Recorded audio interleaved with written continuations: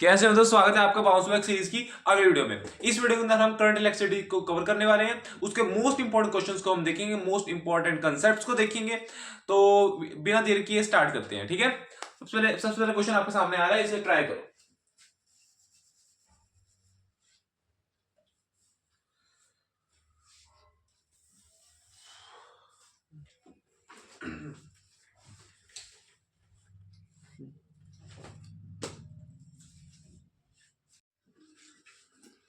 देखो इस क्वेश्चन क्या कहा गया है, इसमें कहा गया है charge flowing in a conductor changes with time qt is equals to alpha t minus beta t square plus gamma t cube.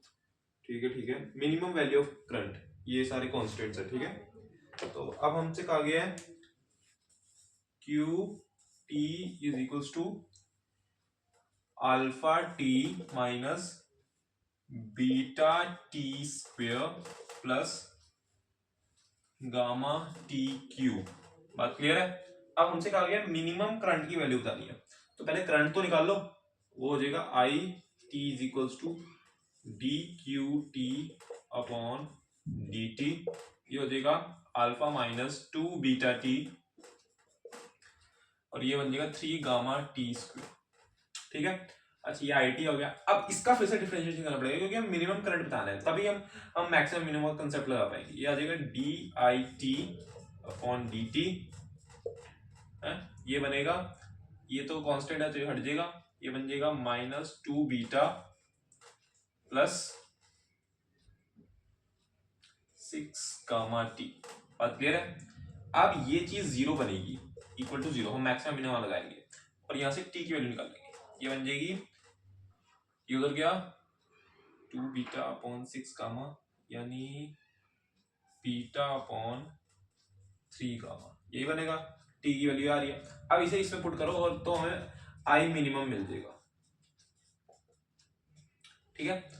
Alpha minus 2 beta beta by 3 gamma plus 3 gamma beta square upon 9 ना, हाँ ठीक है, gamma square, gamma gamma cancel, beta square आ गया, ठीक है।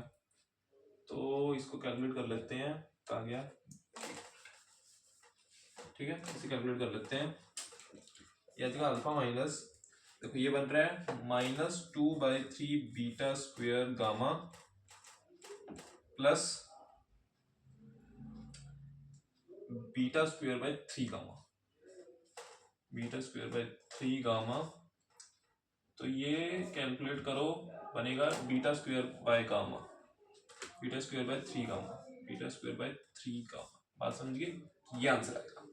तो कौन सा ऑप्शन सही आ रहा है एक बार देख लेते हैं।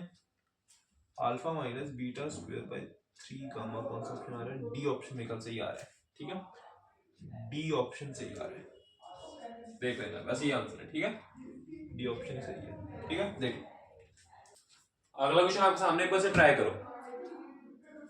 देखो पहले मैं एक चीज बता दूं, अगर अगर अगर इन्होंने कहा गया, अगर केस कहा गया कि ये ऐसे एक वायर दे रखी है, इसको स्ट्रेच कर दिया है, तो हमारे पास चेंजेस पूछे हैं, आर में क्या चेंज आ रहा है। तो देखो तब हमें लगाना पड़ेगा रो एल बाय ए, उसमें ऊपर नीचे एल से मल्टीप्लाई डिवाइड कर देना, ये बन जाएगा R is equal to rho L square by V, ठीक है।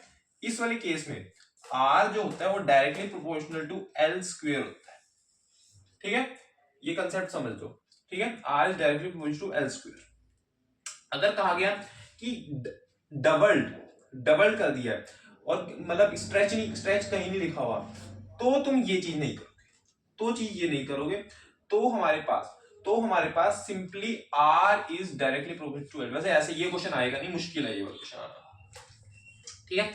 इसलिए इस चीज को याद, इस पे अगर इस वाले कंसेप्ट पे R is to rho L by A वाले पे अगर क्वेश्चन आता है तो ज्यादातर इसी रिलेशन पे आता है, ठीक है। इसे देख लो, इस पे फिर एक वी वाई क्यू आपके सामने आ रहा है, एक बार ट्राई करो उसे।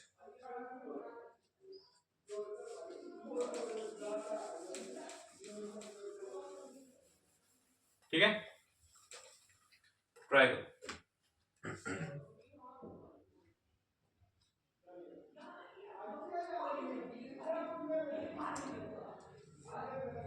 ये देखो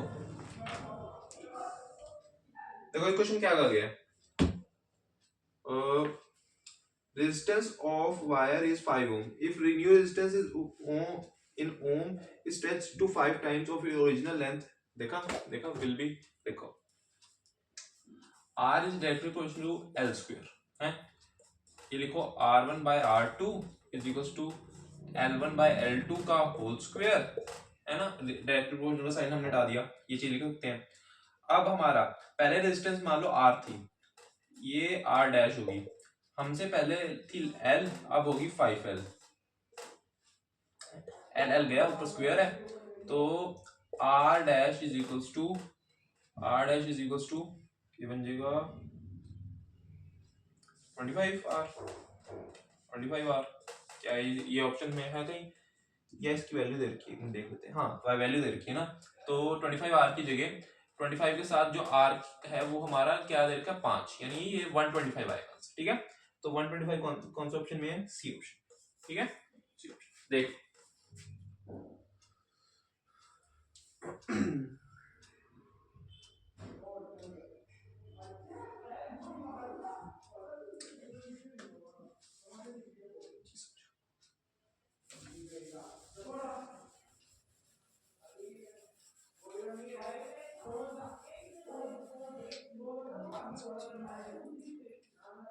अगला क्वेश्चन आपके सामने एक बार से ट्राई करो, तो क्वेश्चन क्या आ गया,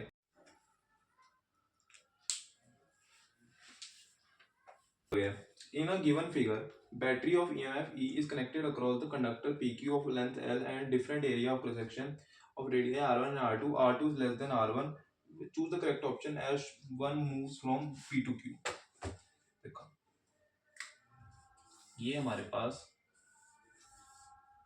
क्लस्ट्रम दे रखा है, ये है मेरे ख्याल R2 है, ये नहीं R2 वाला कम है, ये R2 है, ये R1 है, ये P है, ये Q है। जब ये यहाँ से यहाँ मूव कर रहा है तो हमसे पूछेगा कौन सा ऑप्शन सही है।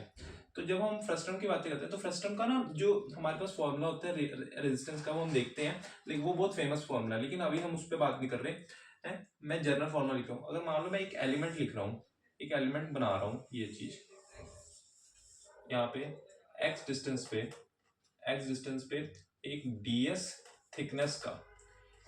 थिकनेस का ऑफ रेडियाई x लिख सकता हूं। तो मैं स्मॉल dr लिख सकता हूं, इसका बिल्कुल लिख सकता हूं, रो dx upon pi x square, ये चीज। अब अगर मैं ओम्स लॉ लगाऊं तो हो जाएगा dv is equal to I dr का की वैल्यू लिख दूं तो dv is equal to rho I भी है साथ में dx upon pi x square, ये चीज। अब dv अपॉन dx ये हो जाएगा I by rho pi x square है, ये चीज हमारी इलेक्ट्रिक फील्ड होती है। पहले इतनी बात समझो, ये जो डेरिवेशन मैंने करी एक बार ये समझो कि ये समझ में आएगी नहीं, फिर मैं आगे बात करता हूँ क्या है। अब देखो VD का फॉर्मूला होता है E tau by M, VD is directly proportional to E, लेकिन यहाँ से मुझे पता चलता है E is inversely proportional to 1 by x square.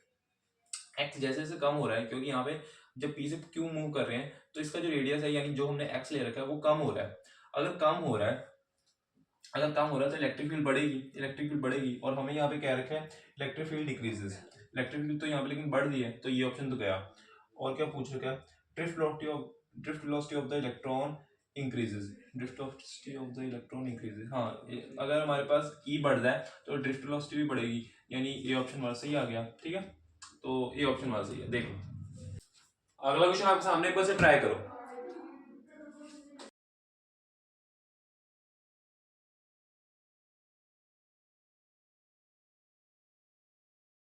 Question क्या है, space between the two concentric trick conducting spheres of radii a and b, b is greater than a, is filled with a medium of resistivity rho. The resistance between the two sphere will be, देखो हमारे पास एक sphere है जिसका radius है b और एक sphere है जिसका रेडियस है a।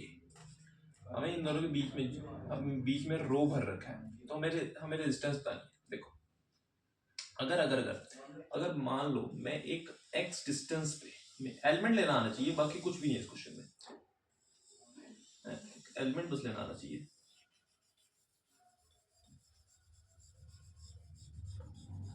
अगर मैं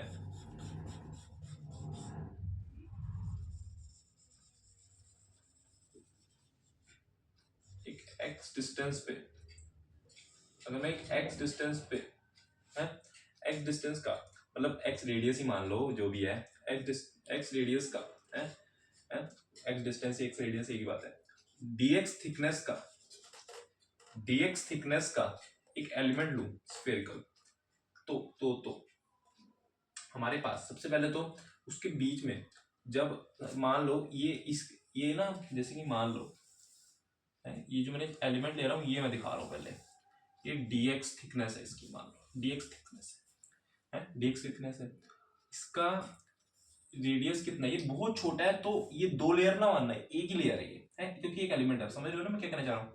ये बहुत ही कम डिस्टेंस है बीच में, dx बहुत ही छोटा है, तो लगभग ये सेम है। तो अगर मान लो मैंने इसमें करंट पास किया है, इसमें से मैंने करंट पास किया, तो हमारे पास करंट जो पास करेगा वो उसको कितना यहां से ट्रैवल करने के लिए, जहां जिधर से भी जाएगा उसको कितनी डिस्टेंस ट्रैवल करनी पड़ेगी, dx फिर अंदर आ जाएगा।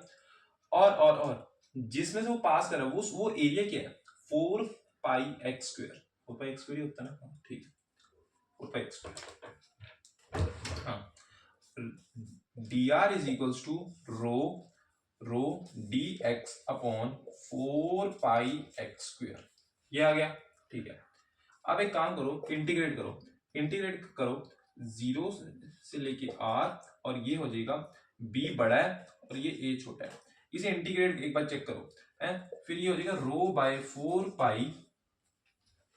इजिकल्स टू, ये r है, रो बाय 4π, ये हो जाएगा, ये मेरे ख्याल ये 2 -2 + 1 -2 + 1 -1/x आएगा, b बाय a, ये आ जाएगा 1/a - 1/b, साथ में रो 4π, तो कौन सा ऑप्शन सही आ रहा है, तो रो 4π, ये मेरा ए ऑप्शन सही आ रहा है, नोट करो।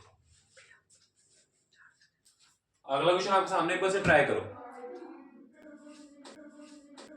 अगला क्वेश्चन क्या गया, in a network shown below the charge accumulated in the capacitor in steady state will be, मैंने टाइम बचाने के लिए ये पहले लिख दिया, लेकिन इसका ये नहीं लिखा, हमारे पास कैपेसिटेंस लिखी इसकी है।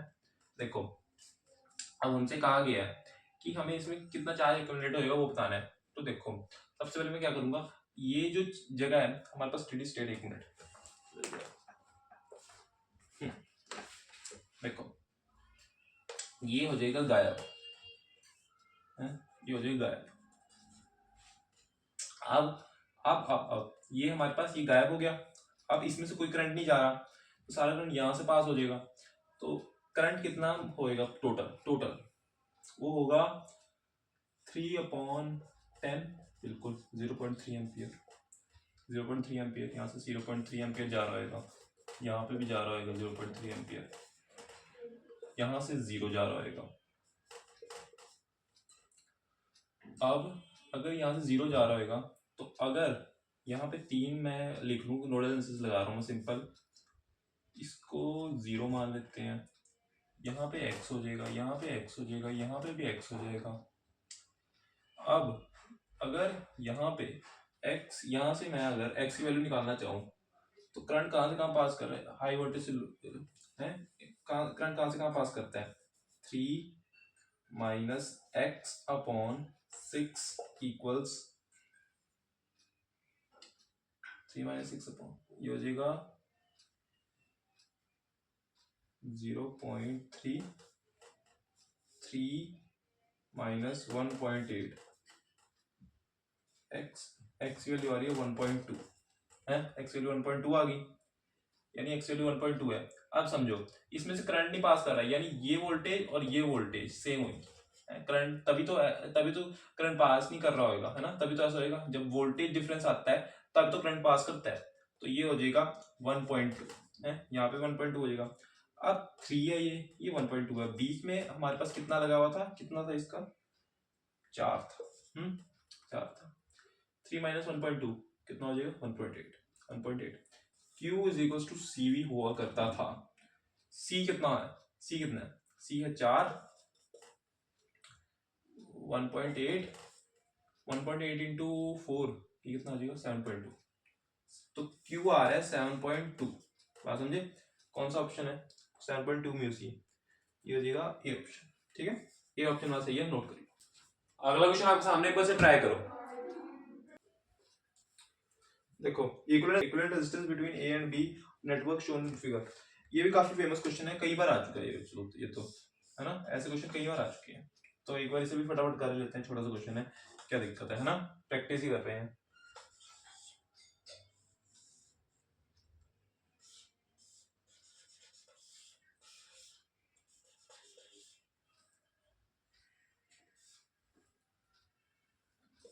Three are 9R 2R R 6R और कुछ है ए और बी के बीच में, ये है ना। तो देखो अगर मैं इसे सही तरह से लगाऊं, इसको मैं सही तरह से लगाऊं, ये भी ए होगा, ये भी ए होगा, वैसे तो तरीका यही होता है, लेकिन हम डायरेक्ट भी थोड़ा सा, अगर किसी ने पहले ही कर रखा है तो वो डायरेक्ट भी लिखते हैं, ये तरीका तो ये होता है वैसे, है। तो इसको देखो ये ए है, यानी इसको मैं एक ही कर सकता हूँ, मतलब ये हमारे पास ना शॉर्ट वायर है तो इसको मैं एक ही बना सकता हूँ, तो ये हो जाएगा, हम इसको ए लिखूं, इसको भी ए लिखूं, तो ये क्या ऐसे बन सकता है, बिल्कुल बन सकता है। ये इसको मान लो मैं सी कह रहा हूँ तो ये भी सी होगा, है, ये भी सी, ये भी सी हो गया, ये भी सी हो गया, और ये डी हो गया, है। तो ये डी और सी का वैसे काम नहीं है, बस कौन कौन से सेम वोल्टेज वाले वो बताने के लिए है। ये आर हो गया, ए और डी के बीच में कौन से हैं, 2R, सी और बी के बीच में कौन से, अगर ये बी में क्या, तो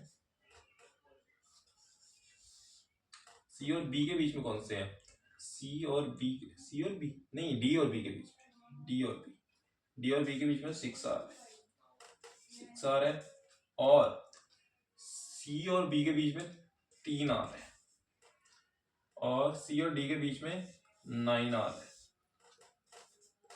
क्या व्हीटस्टोन ब्रिज बैलेंस्ड है, देख लेते हैं ना, 1/3 बिल्कुल बैलेंस्ड है, तो क्या इसमें से करंट जाएगा, बिल्कुल नहीं जाएगा, तो ये R 1/R, तो अगर इसको मैं गायब कर दूं यहाँ से, ये तो पाई नहीं जा रहा, तो इसको मैं गायब कर दूं, तो क्या ये बन जाएगा R/R, ये हो जाएगा R इक्वलेंट ऊपर वाला, R इक्वलेंट 1, ये हो जाएगा 3R into R upon 4R, ये गया 3/4R, R इक्वलेंट, सॉरी क्या कर रहा हूँ, सॉरी, ये तो सीरीज में क्या कर रहा हूँ, ये R इक्वलेंट 1 हमारा हो जाएगा, ये 4R, नीचे वाला 8R, R equivalent to 8R, तो अगर अब मैं नेट R इक्वलेंट निकाल लूं तो वो आ जाएगा 4R into 8R upon 12R, ये आ जाएगा R कैंसल, ये कैंसल, 8/3 बिल्कुल, क्या ऑप्शंस में है 8/3, सी ऑप्शन हमारा सही है, नोट करो। अगला क्वेश्चन आपके सामने एक बार से ट्राई करो,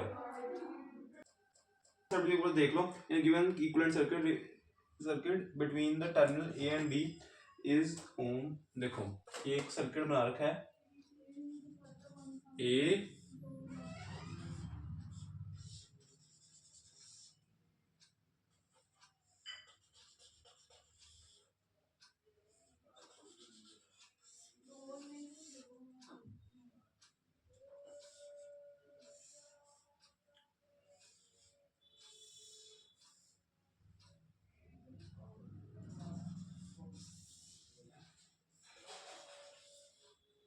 ठीक है, ये हो गया 3 ओम, ये हो गया तुम्हारा 6 ओम, ये 2 ओम, ये 2 ओम 2 ओम 2 ओम 2 ओम, और ये हो गया तुम्हारा 4, ये 4। ठीक है, अब अगर जब हमें इक्विवेलेंट सर्किट निकालना तो मुझे ऐसी शॉर्ट वायर दिखती है तो मैं डायरेक्ट नहीं निकाल लूंगा, डायरेक्ट नहीं करूंगा, इसमें संभल के चलना जब ऐसी चीजें दिख रही होंगी, संभल के करना। अगर मान लो करंट यहां से चला चला चला, ए और बी के बीच निकालना है, करंट यहां से चला है। अब करंट क्या चाहता है, करंट क्या चाहता है कि मेरे पास कम से कम रेजिस्टेंस आए। करंट का ये बिहेवियर होता है कि मुझे कम से कम रेजिस्टेंस चाहिए, तो पता क्या करेगा, ऐसे ही शॉर्ट वायर दिख रही है तो वो ऐसे ऐसे जाएगा जाएगा जाएगा, सारा करंट यहाँ से निकल जाएगा, ये शॉर्ट होगी वायर, सारा करंट यहाँ से निकल जाएगा और यहाँ से जाते जाते जाते जाते जाते ये वापस यहाँ पे बी पे आ जाएगा। ठीक है, तो अब ये वाली जो चीज है और ये 3 रजिस्टर तो गए हैं, तो हमारे पास बनेगा क्या क्या क्या, हमारे पास बन जाएगा ये भी गया, नहीं सॉरी ये तो रहेगा क्योंकि ये हमारे पास ये रहेगा क्योंकि जब ये वापस आ रहा होगा कुछ करंट इधर से जाएगा, कुछ करंट यहाँ पे पहुंच जाएगा, कुछ करंट इसमें से बढ़ जाएगा, तो ये बनेगा हमारा ए बी, और ये 2 ओम, ये 3 ओम, ये 2 ओम, ये हमारे पास 6 ओम। ठीक है, ये जो चीज है ये पैरेलल में लगी हुई है, ये बन जाएगा 1, और ये 3, और ये 6, 1 3, हमारे पास ये सारे सीरीज में लगे हुए हैं, तो हमारे पास जो आर इक्विवेलेंट बनेगा वो बनेगा 10 ओम्स की इक्वल। ठीक है, तो आंसर आ रहा है 10, ये ऑप्शंस में नहीं है, तो हमारा आंसर 10 आएगा। एक बार नोट कर लो। क्वेश्चन पे जाने से पहले मुझे एक चीज बतानी है तुम्हें, ये तुम्हारे पास मान लो एक सर्किट दे रखा है,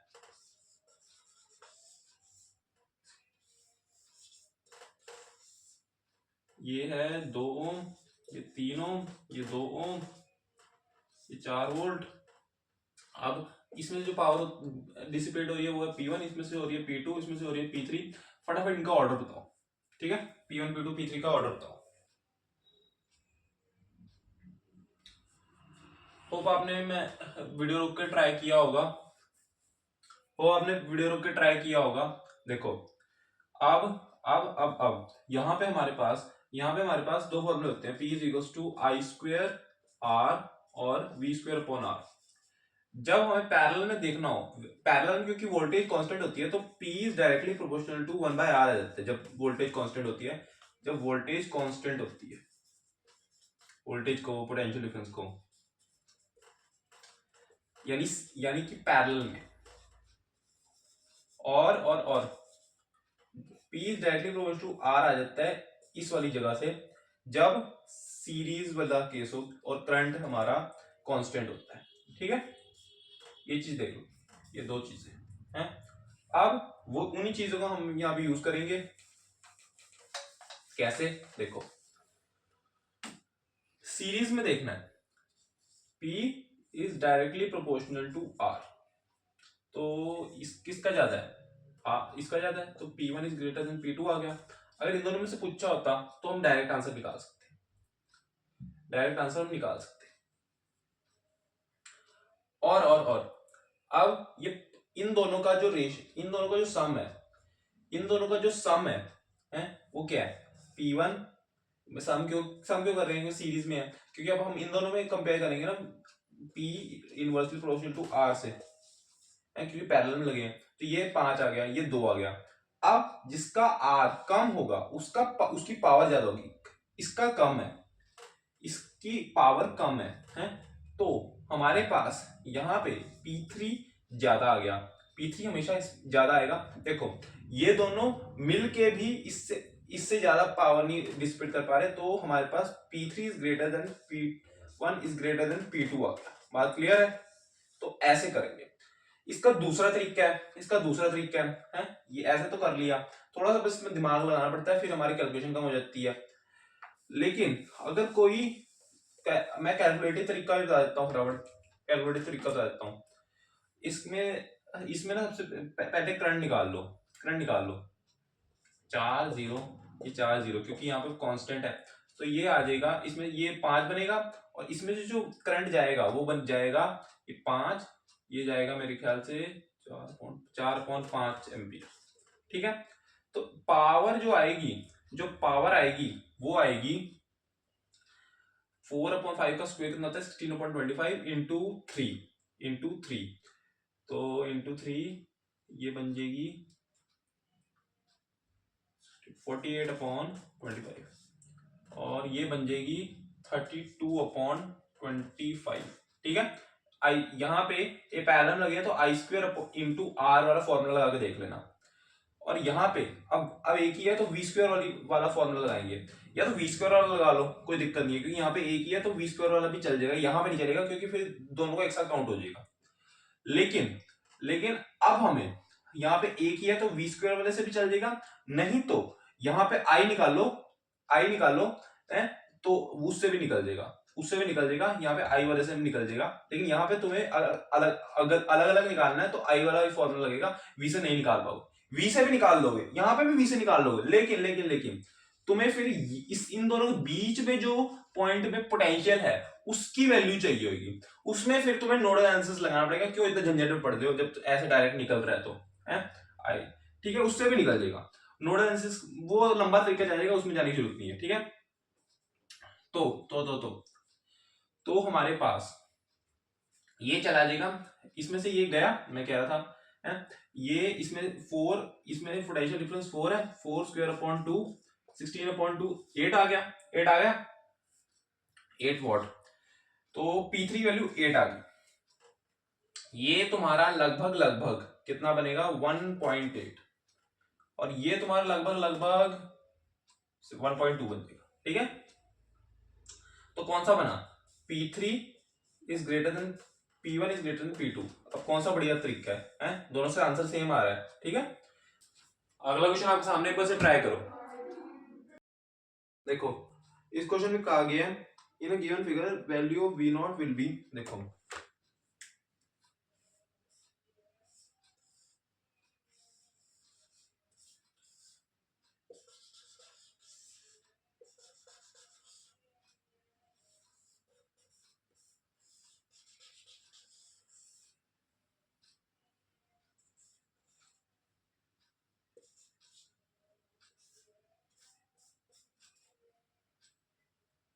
इज 6 वोल्ट, 4 वोल्ट, 2 वोल्ट और 1 kilo ohm, 1 kilo ohm, 1 kilo ohm और 1 किलो ओम, यानी 1000 ओम, 1000 ओम, है ना। अच्छा, अब यहाँ पे अर्थिंग कर रखे तो हम सारी जगह जीरो कर दें, बीच में कुछ भी नहीं है तो जीरो जीरो कर सकते हैं। अच्छा, अब यहाँ पे जीरो है, थोड़ा आगे जाएंगे यहाँ पे 2 बनेगा, थोड़ा यहाँ पे आगे जाएंगे ये 4 बनेगा, थोड़ा यहाँ पे आगे जाएंगे तो ये हमारे पास 6 बनेगा। तो सिंपल कैलकुलेशन है। यहाँ पे V नॉट है तो यहाँ पे V नॉट होगा, यहाँ पे V नॉट होगा, यहाँ पे V नॉट होगा। ठीक है, तो हमसे क्या पूछा गया V नॉट। ठीक है, नोडल एनालिसिस की इक्वेशन लगा देते हैं। नोडल एनालिसिस क्या, यहाँ पे x तो लगा ही नहीं, सिंपल हम KVL लगा रहे हैं। तो V not minus 2/1000, V not minus 4/1000 plus V not minus 6/1000। बस KVL लगाने का तरीका था इसमें, बाकी कुछ खास था नहीं, है ना। 2 ये 1000 तो जाके जीरो ही बन जाएगा, 2 + 4 6, 6 + 6 12, V नॉट की वैल्यू 12 वोल्ट। ठीक है, देखो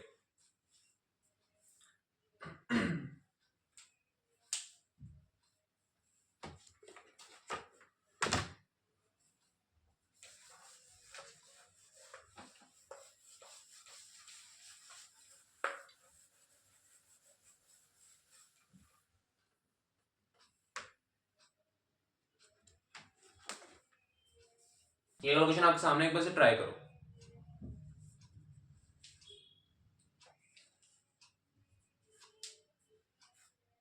ये मीटर ब्रिज का क्वेश्चन है। A metre bridge is set up as shown to determine an unknown resistance X using standard 10 ohm resistor. The galvanometer shows null point when tapping key is at 52 centimeter. Mark the end correction are 1 centimeter and 2 centimeter respectively for the end A and B. The determined value of X is, देखो हमारे पास मान लो ये कुछ ऐसा सा दे रखा है,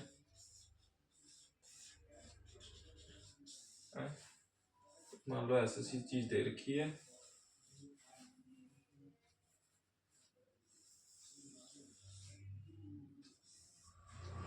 अब टैपिंग की, अब मैंने ये वाला क्वेश्चन इसलिए उठाया है, ये वाला क्वेश्चन मैंने इसलिए उठाया ताकि मैं इसमें एंड करेक्शन का कंसेप्ट भी बता दूं। तो x ये 10, अब मान लो यहां से लगे यहां तक ये 52 है, तो बाकी कितना बचा? बाकी कितना बचा? 48। लेकिन अब एंड करेक्शन कहा गया, अगर ये a है ये b है, इधर से a कितना है, इधर से 1 है, इधर से 1 सेंटीमीटर की एंड करेक्शन है, इधर से 2 सेंटीमीटर की है। तो देखो जिधर अब इस साइड कितनी से टैपिंग की जहां पे नल पॉइंट दिखा रही है उधर से कितनी डिस्टेंस है? 52, बस उसमें 1 सेंटीमीटर ऐड कर दो।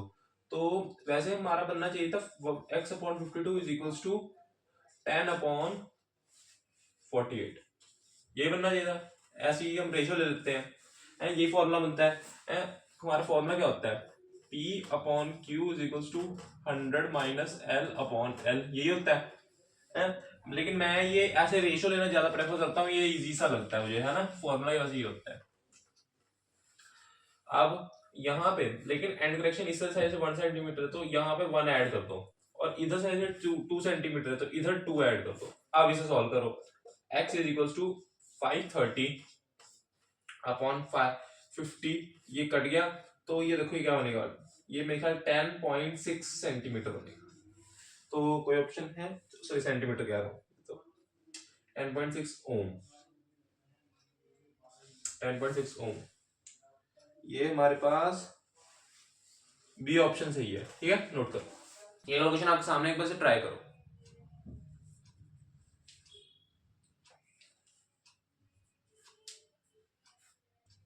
देखो इस क्वेश्चन पे आ गया, in a following circuit the current through resistor R is equals to 2 ohm in is 1 I ampere, value of I,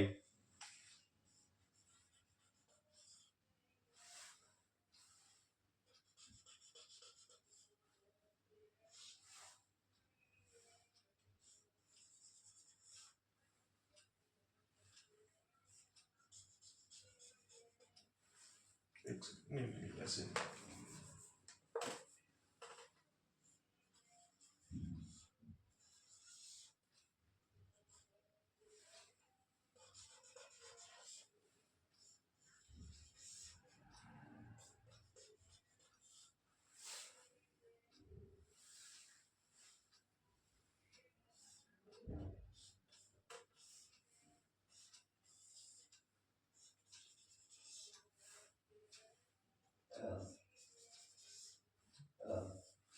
ठीक है। अब वैल्यूज लिख लेते हैं, 1 ओम, 8 ओम, 2 ओम, 2 ओम, 4 ओम, 10 ohms, ऐसी है ना, 4 ohms, 12 ohms, ये कितना है 6, और ये R इज इक्वल्स टू 2 ओम है।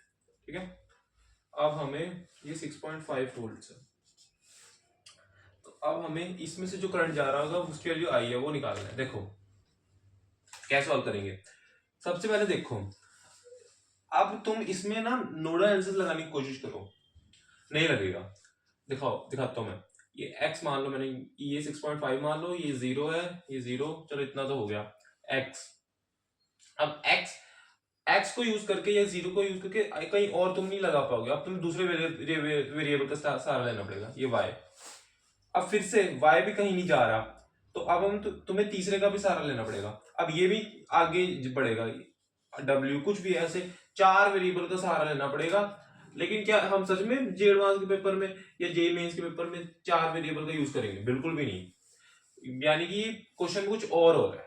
2 वेरिएबल से ज्यादा तुमसे नहीं पूछा जाएगा, ये बात पक्की है, ठीक है। अगर ऐसा हो रहा है 2 वेरिएबल से ज्यादा बात जा रही है तो मतलब क्वेश्चन के अंदर कुछ और छिपा हुआ है, तो उसको देखो। देखो अब मुझे यहाँ पे व्हीटस्टोन ब्रिज दिख रहा है, कहाँ पे, देखो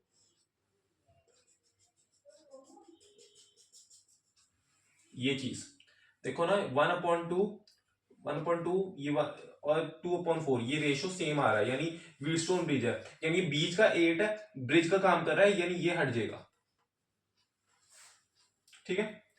तो अब 1+2 यानी सीरीज में लगेगा, तो ये हो जाएगा 1+2 कितना हो गया, ये हो गया 3, और 2+4 6, यानी कि अगर ये पैरेलल में दोनों लगे तो हो जाएगा 3 × 6 + 3 + 6, ये हो जाएगा 2 के इक्वल, ठीक है, 2 ओम्स। यानी कि ये पूरी चीज, ये जिसपे मैंने सर्कल बना रखा है, ये पूरी चीज 2 ओम से रिप्लेस हो जाएगी, ठीक है।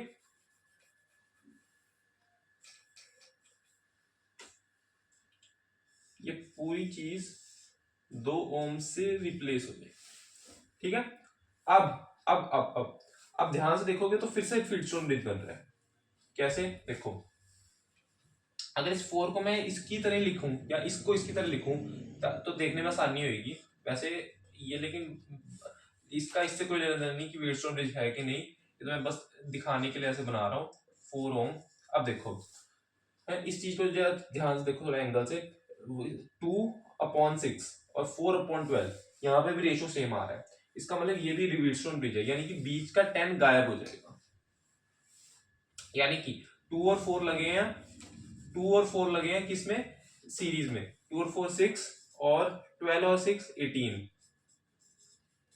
6 + 12, क्योंकि ये पैरेलल में लगे तो मैं फॉर्मूला लगा लेता हूं, तो इसमें से 6 कॉमन लेंगे नीचे से, तो 6 कट जाएगा, ये 1 और ये 3 रह जाएगा, तो 18/4 यानी 9/2 आ रहा है, यानी ये पूरी चीज 9/2 ओम से रिप्लेस हो जाएगी।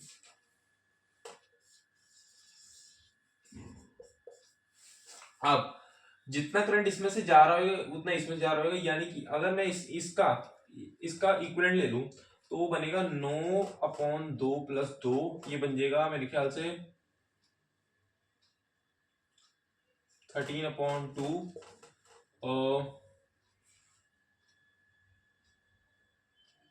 6.5। तो यहां से V = IR लगा दो, वो कितना है 6.5 वोल्ट,